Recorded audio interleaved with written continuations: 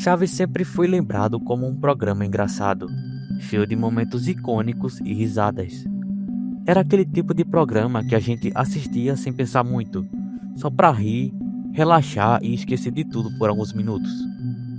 As piadas, os personagens, a vila, tudo era muito familiar pra gente.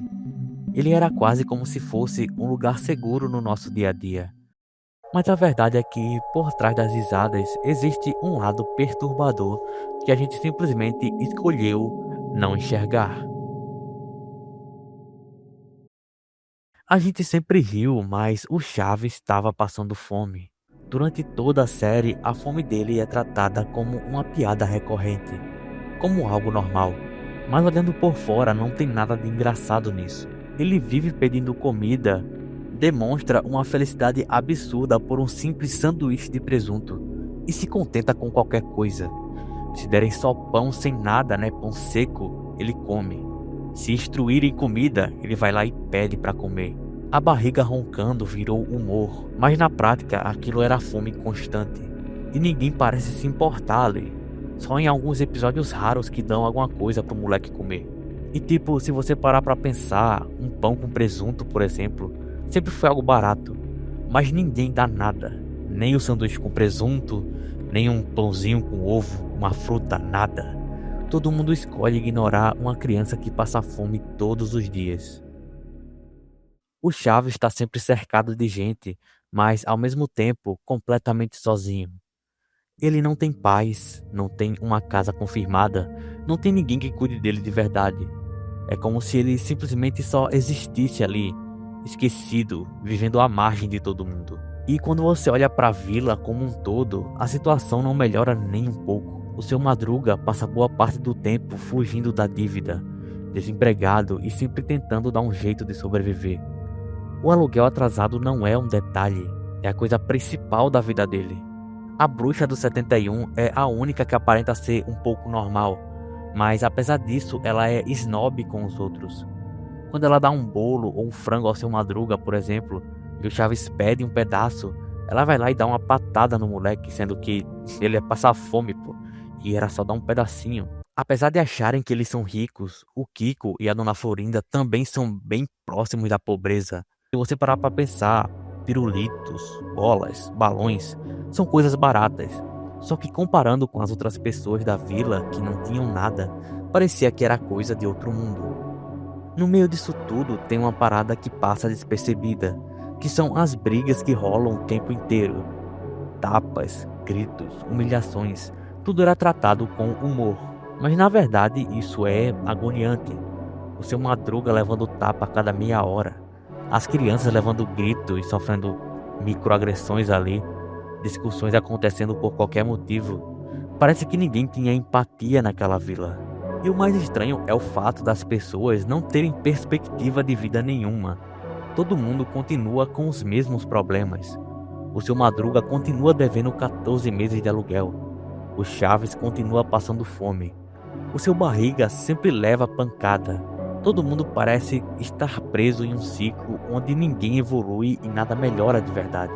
E talvez seja justamente isso que torna tudo mais inquietante.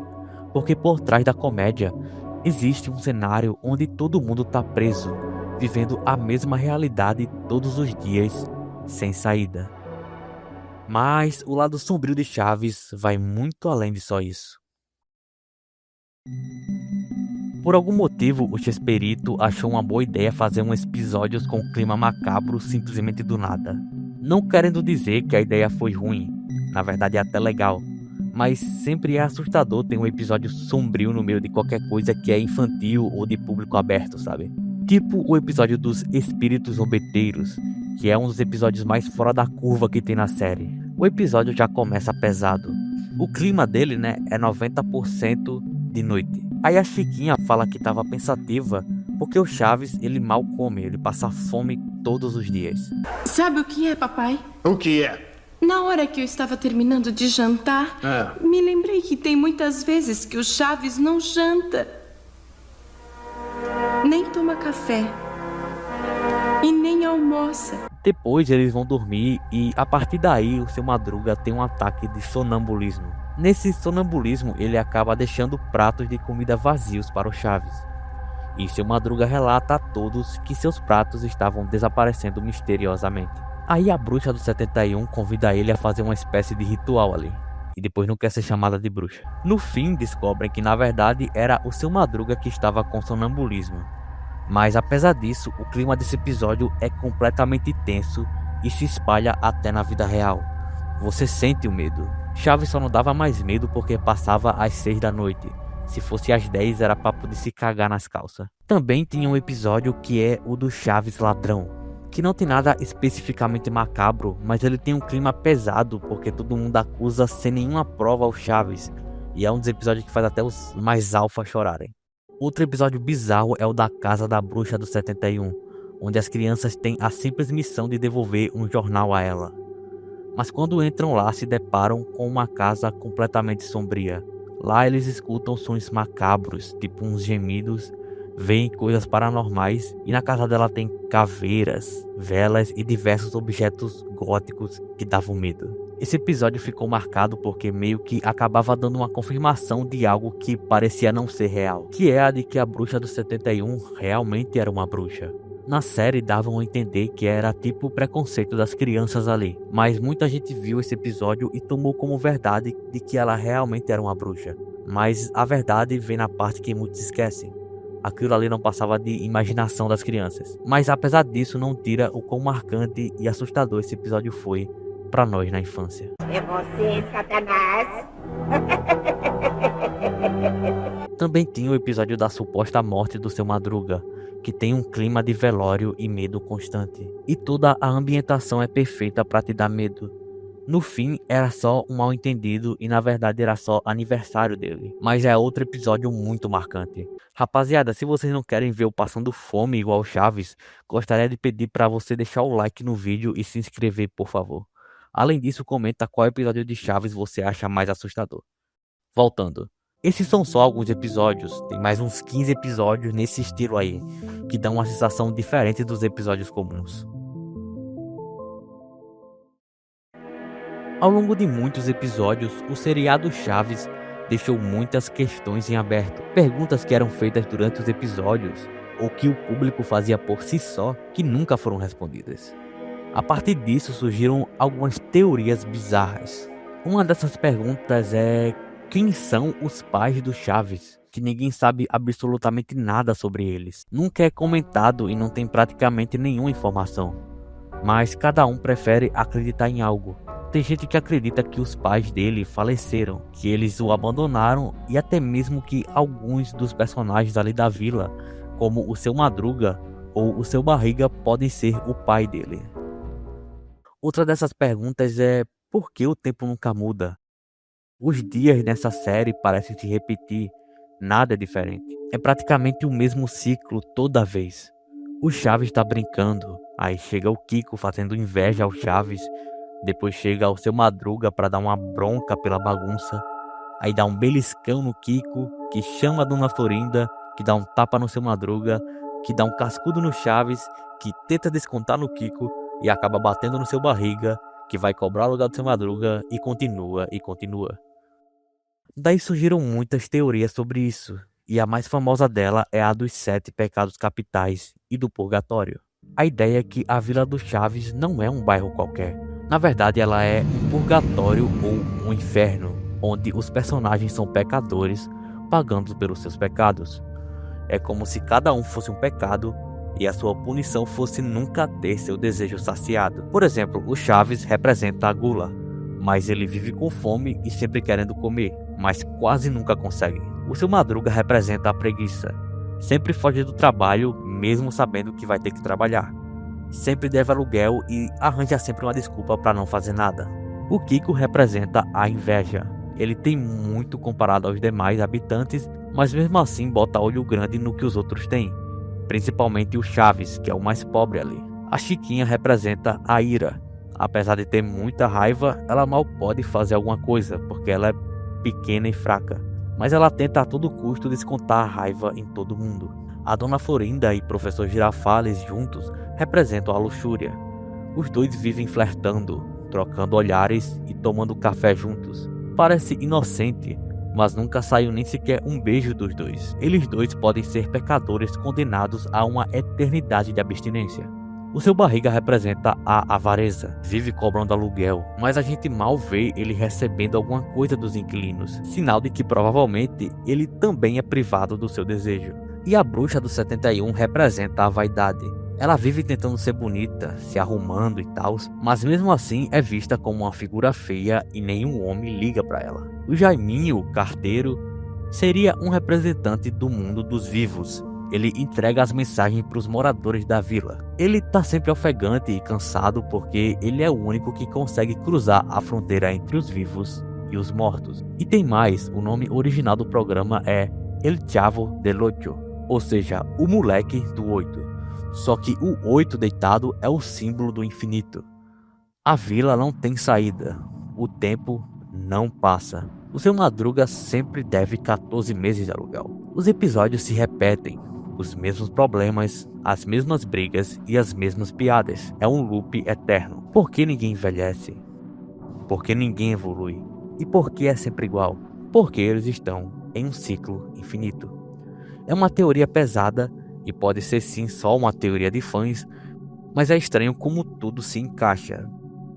Mas saindo desse lado fictício, o seriado Chaves ficou marcado também por muitos conflitos fora da câmera.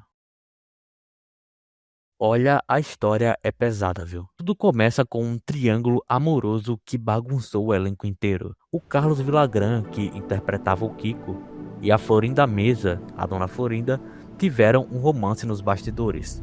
Ela mesma confirmou que os dois tiveram um caso. Só que aí a Florinda Mesa começou a namorar o Roberto Bolanhos, o próprio Chaves. Ela trocou o Kiko pelo Chaves.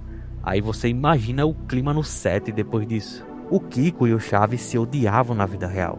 E não era só ciúmes não. O Villagrán dizia que o Bolanhos tinha inveja do sucesso do Kiko. Ele achava que o personagem dele era mais popular que o Chaves e que o Bolanhos não gostava disso. Em 1979, o Villagrán saiu do programa. Ele queria fazer carreira solo com o Kiko, mas o Bolanhos não deixou. Eles entraram na justiça e o Villagrán perdeu. Ele não podia usar o nome Kiko no México. Por isso ele mudou a grafia para Kiko e foi trabalhar na Venezuela. Eles ficaram mais de 20 anos sem se falar.